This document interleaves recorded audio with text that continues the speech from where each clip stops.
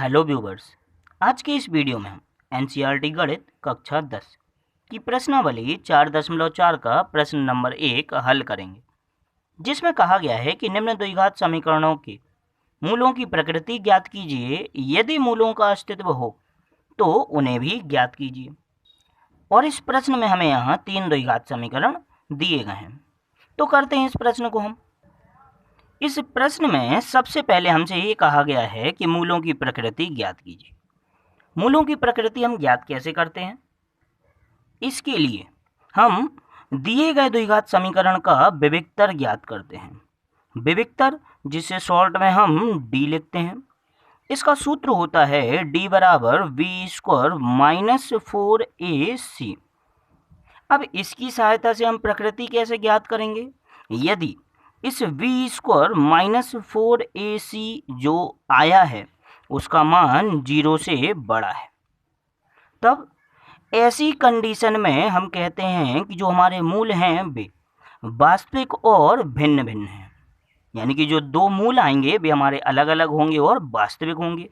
दूसरा, यदि we square minus 4ac बराबर है 0 के, तो ऐसी कंडीशन में कहा जाता है कि जो दो मूल होंगे वे बराबर होंगे और वास्तविक होंगे।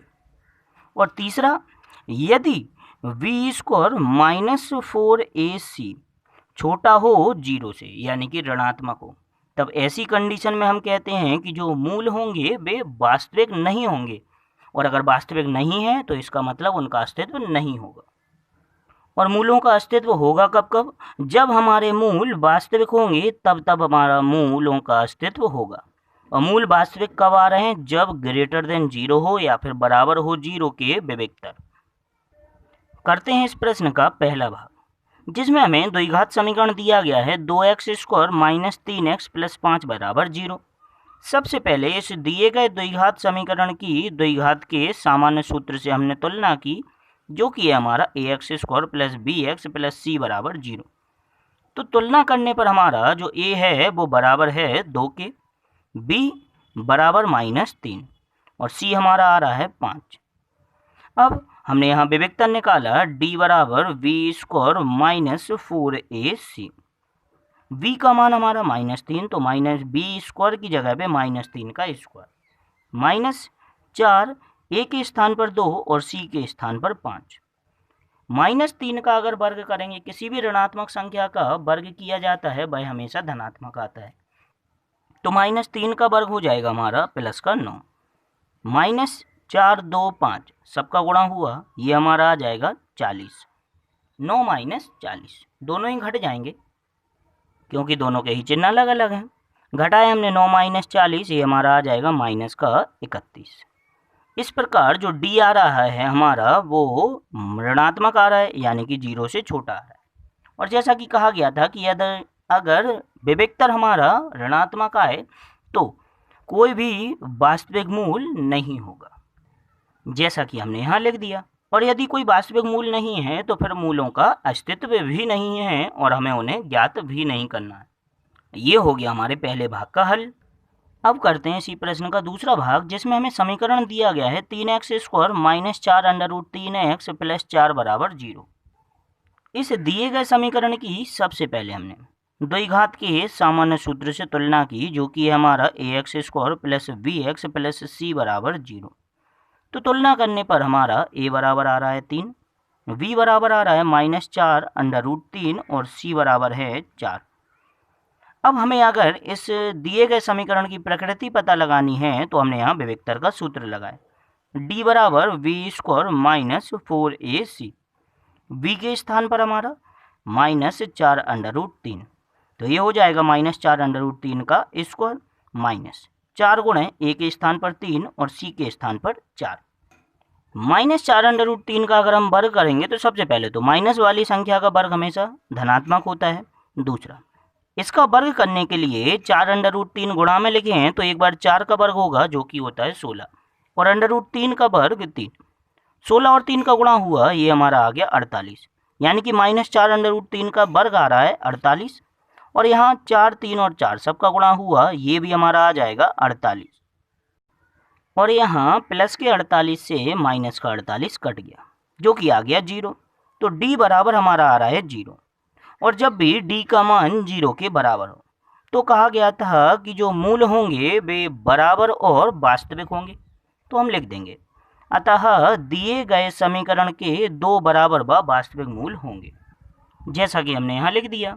अब चूंकि दिए गए समीकरण के वास्तविक मूल हैं यानी कि उनका अस्तित्व है, तब उन्हें हमें ज्ञात करना ही पड़ेगा, क्योंकि प्रश्न में कहा गया था कि यदि मूलों का अस्तित्व हो तो उन्हें ज्ञात कीजिए। तो करते हैं हम मूलों को ज्ञात। मूल ज्ञात करने के लिए हमने यहाँ द्विघाती सूत्र का उपयोग किया, जो कि है हमारा x बराबर minus B plus minus under root V square minus 4ac upon 2a।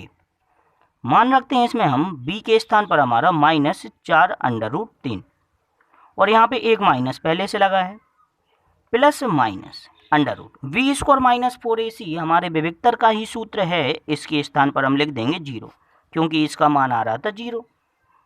2a, तो a का मान हमारा निकला हुआ है इसमें 3, तो हमने a के स्थान पर 3 लिख दिया।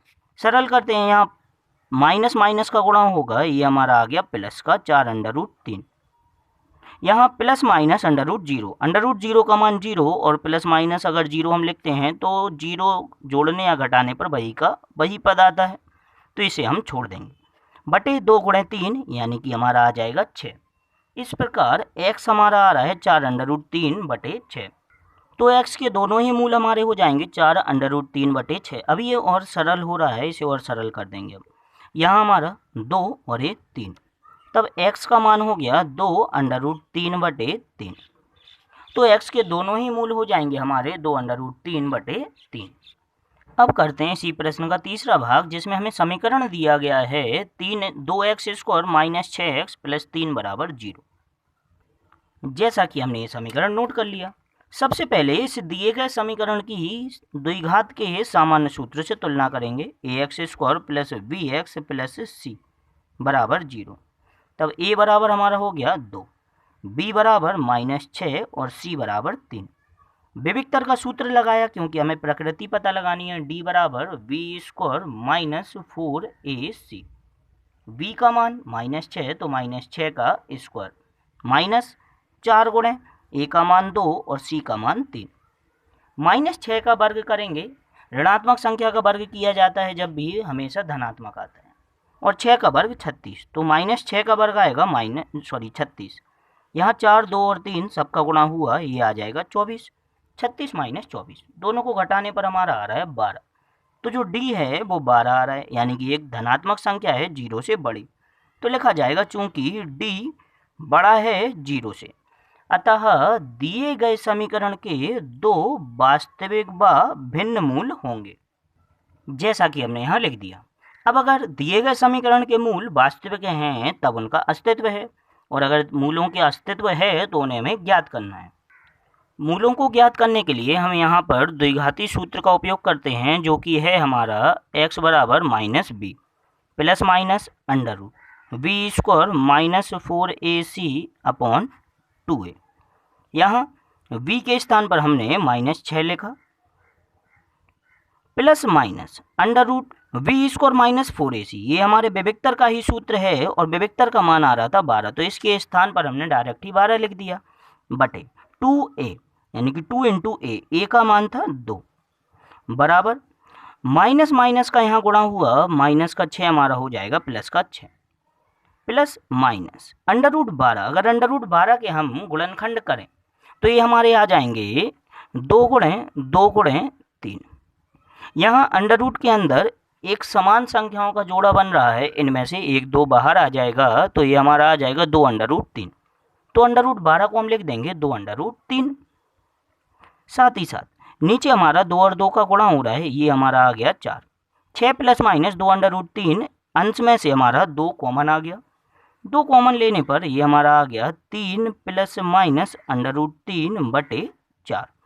यहाँ 2 से हमारा ये 4 कैंसिल, जो कि आ गया 2। तब x बराबर हमारा आ रहा है 3 प्लस माइनस अंडर रूट 3 बटे 2। तो x के दो मान हमारे क्या हो गए, एक हो गया x बराबर 3 प्लस अंडर रूट 3 बटे 2, और दूसरी बार हम माइनस ले लेंगे तो 3 माइनस अंडर रूट 3 बटे 2। इस प्रकार हमने इसके दोनों ही मूल ज्ञात कर लिए।